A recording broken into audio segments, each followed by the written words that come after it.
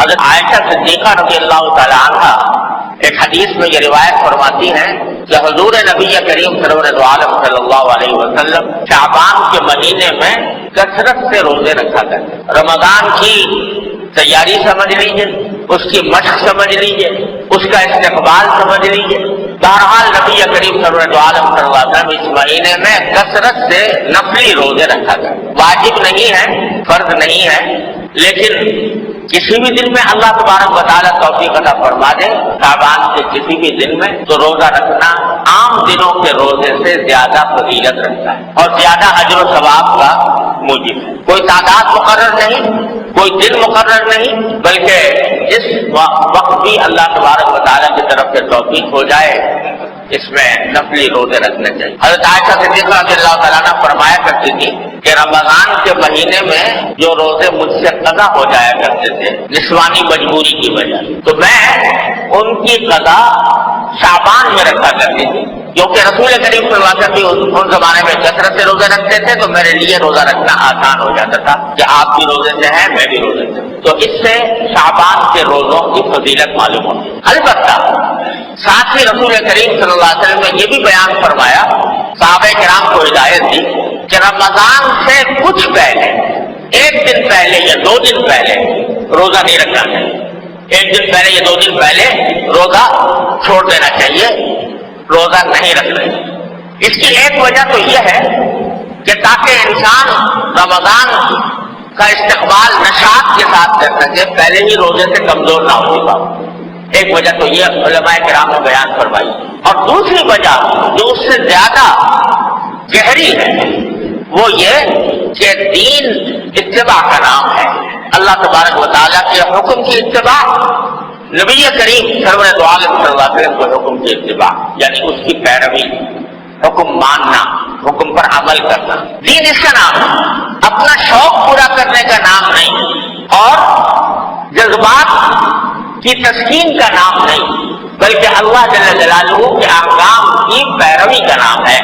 اسی لیے بدعات کو ضلالت اور گمراہی قرار دیا گیا ہے، کیونکہ بدعت جو ہوتی ہے وہ اپنے دل کے ارادے سے اپنی خواہش کے مطابق ایک چیز آدمی کر لیتا ہے، اس کو دین سمجھ لیتا ہے، دین کے اس کو دین قرار دے دیتا ہے، وہ حکم کی اتباع نہیں ہوتی.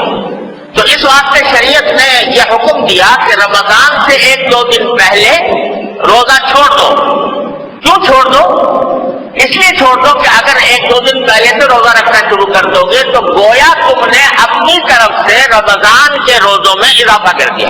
اللہ تبارک و تعالیٰ نے تو تم پر 30 یا 29 روزے فرض کیے تھے، اسی کے ساتھ تم نے ملا دیا شعبان کے آخر کے 2 روزوں کو بھی. تو اب آگے رمضان میں تو رکھو گے 29 یا 30 روزے، اور اگر شعبان کا 30واں بھی رکھ لیا اور 29واں بھی رکھ لیا اور 28واں بھی رکھ لیا تو وہ 30 نہ رہے 33 روزے ہو. یہ اپنی طرف سے اضافہ ہو، فرض کے اندر اضافہ ہو. اور شریعت اس بات کا بڑا اہتمام کرتی ہے کہ کوئی آدمی اللہ تعالیٰ کے مقرر کیے ہوئے فرائض میں کوئی اضافہ بھی نہ کرے، کوئی کمی بھی نہ کرے، اس لیے منع کیا گیا. آپ نے یہ حکم بھی سنا ہوگا کہ فرمایا گیا کہ ایک طرف یہ فرمایا گیا کہ سحری جب کھاتے ہو روزے میں تو بالکل آخر وقت میں سحری کھانا زیادہ مستحب ہے، بہتر ہے. پہلے سے آدمی کھا کے بیٹھ جائے 2-3 گھنٹے پہلے سے کھانا پینا چھوڑ دے، یہ پسند نہیں. کیوں پسند نہیں؟ اس لیے کہ روزہ اللہ تعالیٰ نے رکھا ہے صبح صادق سے لے کر غروب آفتاب تک. اگر تم نے 2 گھنٹے پہلے سے کھانا چھوڑ دیا تو تم نے روزے کی مقدار میں اپنی طرف سے اضافہ کر دیا، اپنی طرف سے اضافہ کر دیا.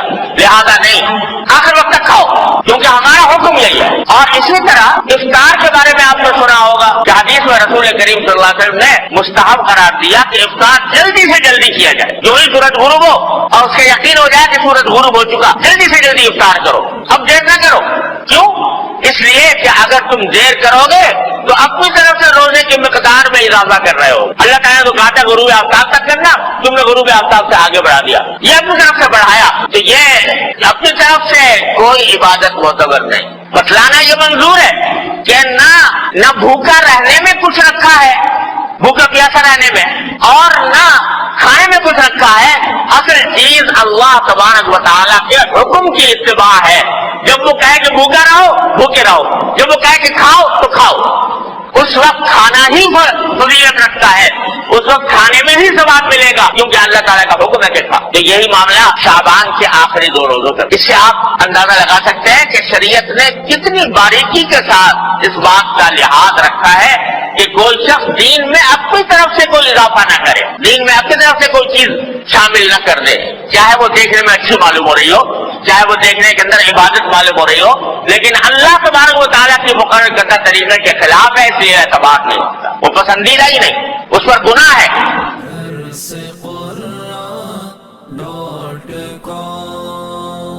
www.darsequran.com